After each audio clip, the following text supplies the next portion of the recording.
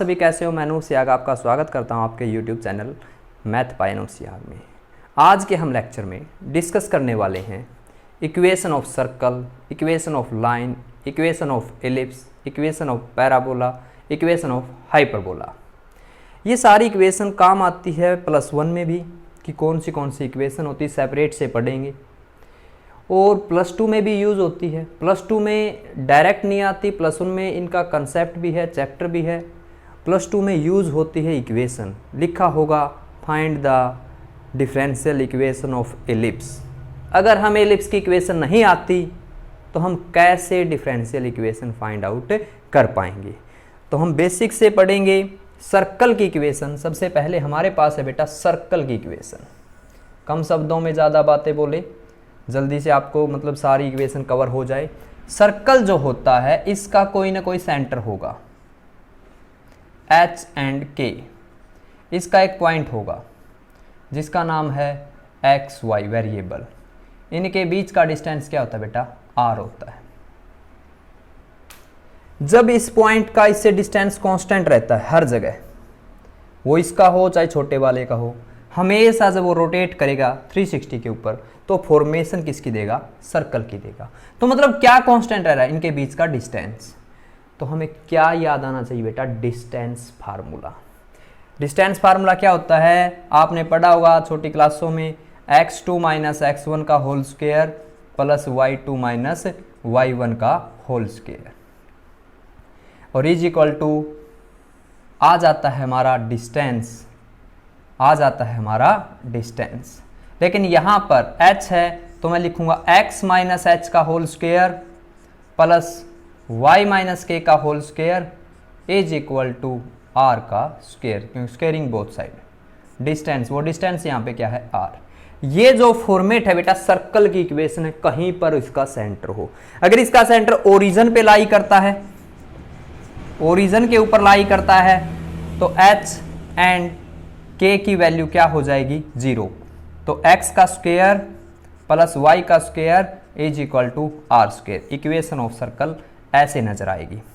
अगर यही circle whose center lies on x axis, whose center lies on x axis touch the y axis at origin, at origin, तो circle ऐसे बनेगा। यहां वाले का सेंटर देखिए बेटा क्या होगा, सेंटर होगा h एंड k, यहां पे क्या है 0। और ये वाला डिस्टेंस भी तो h के इक्वल है, तो इसका r भी किसके इक्वल है, h के इक्वल। तो हमारे इस सर्कल की इक्वेशन हो जाएगी x - h का whole square plus y square is equal to r क्या है, h स्क्वायर। तब हमारे पास सर्कल की इक्वेशन ऐसे चलेगी, a circle whose center lies on x axis touch the y axis at origin। तो सर्कल ऐसे बनेगा। अगर हमारे पास ये आ जाता बेटा, a circle whose center lies on y axis and touch the x axis at origin, touch the x axis at origin। तो आपके पास क्या हो जाएगा, h तो 0 है, ये k हो जाएगा, और यहां से यहां तक का डिस्टेंस रेडियस भी है, और ये किसके इक्वल होगा, k के इक्वल। तो सेम बेटा x - 0 का स्क्वायर प्लस y - k का square is equal to r भी किसके इक्वल है, k के इक्वल। हमारे पास क्या आ जाएगा, k स्क्वायर। एक और क्वेश्चन पूछा जाता है सर्कल की, मैं सारी इक्वेशन बता रहा हूं कैसे कैसे पूछेगा। तो सब सर्कल ऐसे डिफाइन होंगे, क्योंकि हम डिफरेंशियल इक्वेशन में भी यूज करेंगे और +1 के अकॉर्डिंग भी समझे तो भी ये बातें समझ में आ जाएगी।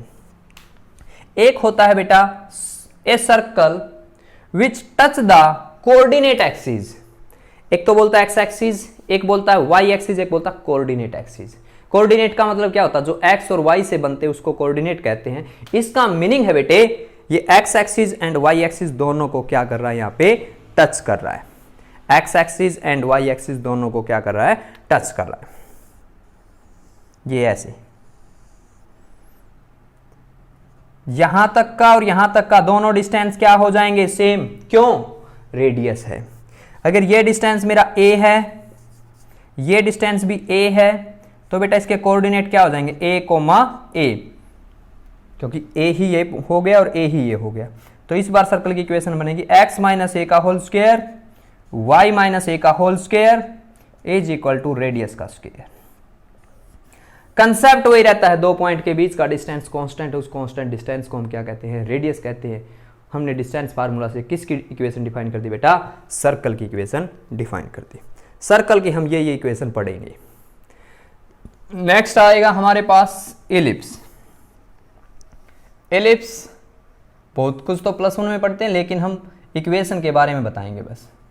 ये इसका ओरिजिन होता है, दो फोकस होते हैं, ठीक है, और हमारे पास एलिप्स ऐसे बनती है, ठीक है।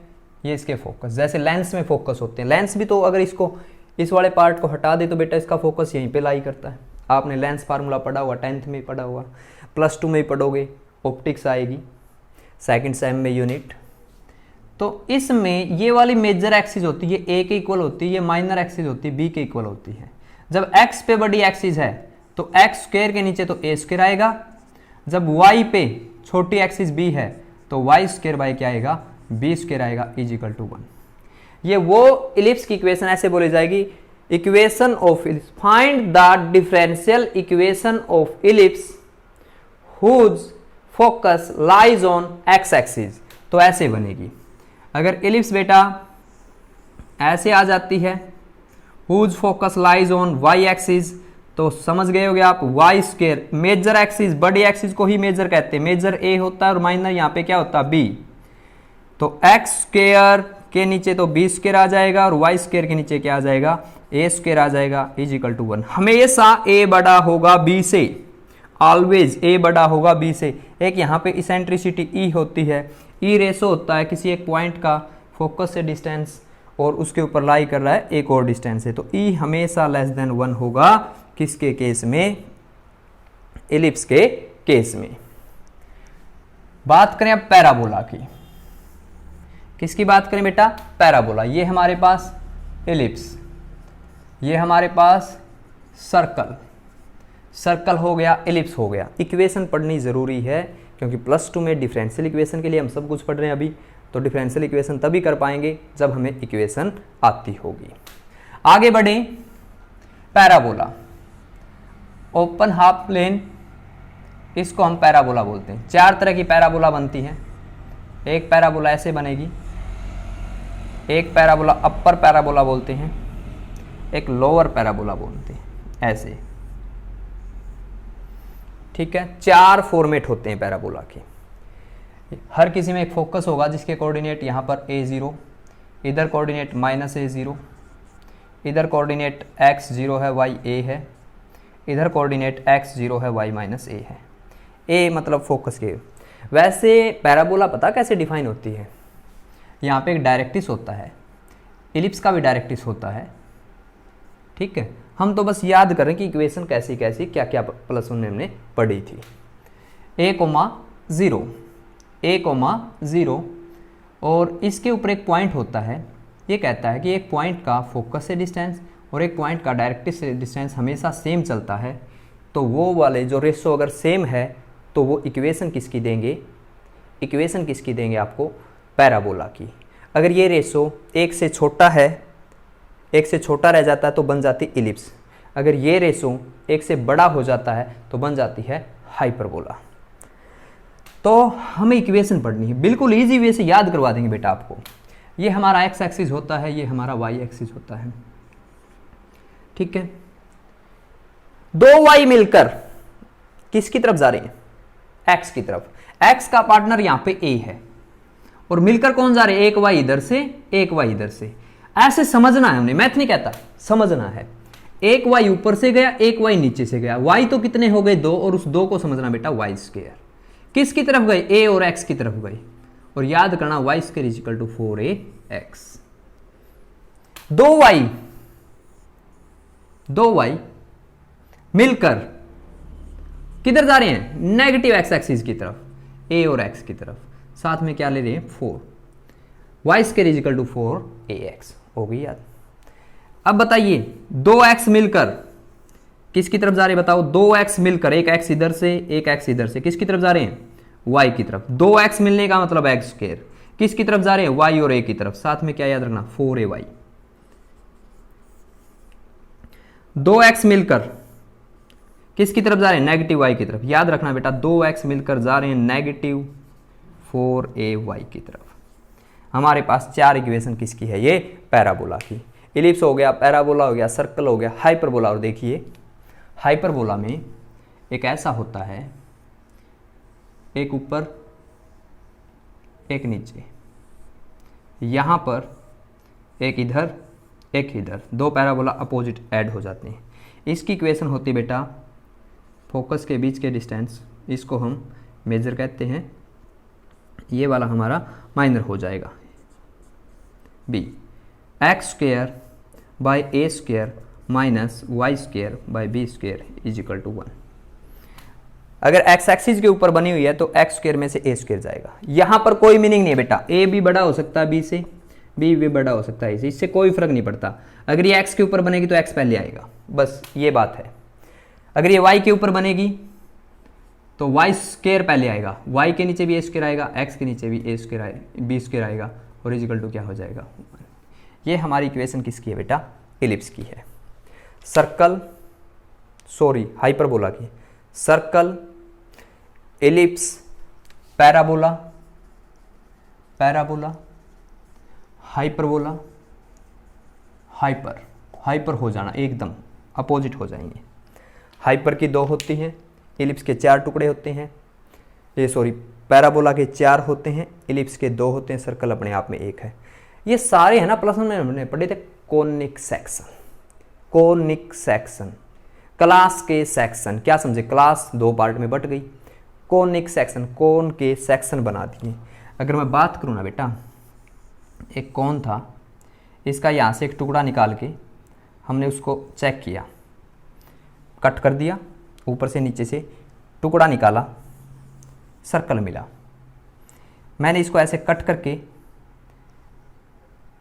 इसके एक्सिस के पैरेलल कट करके यहाँ से एक टुकड़ा कट किया, इसको ओपन किया तो ये ऐसी फॉर्म में नज़र आता है। ये बन जाती है पैराबोला, ये बन जाता है सर्कल। जब मैं इसी कोन को ऐसे कट करता हूँ स्लैंट पे, ये ऐसी जो हाइट बनती है, इसका फॉर्मेट ऐसे नज़र आएगा, हमें सर्कल नहीं नज़र आएगा, टिल्टेड कट कर दिया, इलिप्स बनी, पैराबोला बनी, सर्कल बनी। किस में से कट करके लेके आए, कोन में से। तो चैप्टर का क्या नाम था वहाँ पे, कोनिक सेक्शन। और हमने पढ़ा था एक 2 अगर कोन वर्टिकल अपोजिट है और जब एक वो लाइन कट करती थी, एक ऊपर बनाती थी और एक नीचे, इनको बोला जाता था हाइपरबोला। ठीक है, सारे के सारे क्या थे, हमारे कोनिक सेक्शन के पार्ट थे। अब बेटा मैं थोड़ी सी बातों में आपको लाइन समझा दूं, 4 पार्ट आपको समझ में आ गए होंगे। लाइन के बारे में हम डिस्कस करें। लाइन में हमने क्या क्या पोर्शन पढ़ा था। लाइन की इक्वेशन एक tan थीटा से डिफाइन होती, वैसे मैंने +1 में चैप्टर बना रखा है, ओनली बेसिक बना रखा है इक्वेशन ऑफ लाइन के ऊपर, वहाँ से भी आप इक्वेशन याद कर लेना। यहाँ पे बस मैं हेडिंग लिखूंगा कि हमने कैसी कैसी इक्वेशन पढ़ी है। हमारे पास स्ट्रेट लाइन की इक्वेशन y = mx है। जब भी कोई लाइन कहीं से गुजरती है उसके ऊपर एक y होता है, एक x होता है, जो ये एंगल बनता है इसी को स्लोप कहते हैं। tan थीटा बोला जाता था y/x, लेकिन tan थीटा को यहाँ पे स्लोप बोला गया। स्लोप की नोटेशन m से दिखाते हैं, m = y/x। तो इक्वेशन बन जाती बेटा y = mx। फिर अगर यही लाइन थोड़े से ऊपर से कट करके जाए तो ये y का कुछ हिस्सा इसमें अलग से ऐड होगा, तो फिर बन जाती है y = mx + c। जब लाइन 2 पॉइंट से पास करती है x2 - x1 sorry y2 - y1 / x2 - x1, ये तो स्लोप बनती है। और यहाँ पे x - के x1, यहाँ पे y - के y1। जब 2 पॉइंट से पास करती है, अगर कोई लाइन 1 पॉइंट से पास करती है तो इसकी इक्वेशन y/1 m × में x - के x1।